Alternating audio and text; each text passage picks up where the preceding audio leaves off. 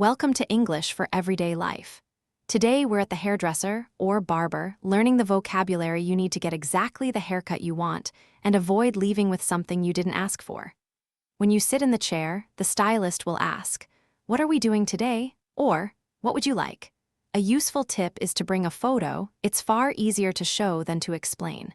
But you'll still need words to adjust or confirm. The most common request is a trim, a small cut to neaten the hair, removing split ends without taking off much length. You might say, "Just a trim, please take off about an inch," or "I want to keep the length, just tidy up the ends." If your hair is very thick, you might ask for it to be thinned out using special scissors to remove bulk without reducing the overall length.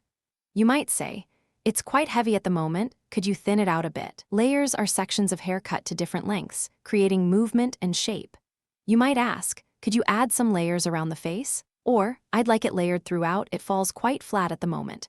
For color, highlights are lighter strands added through the hair. Lowlights are darker. Balayage is a technique where color is painted on freehand for a natural gradient effect. You might say, "I'd like some highlights, nothing too dramatic, just a natural look."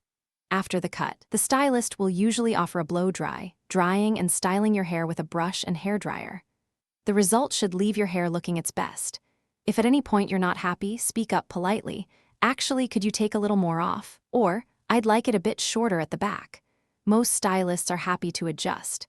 Today we covered trims, thinning, layers, color, and how to communicate what you want. Confidence in the chair starts with the right vocabulary. See you next time.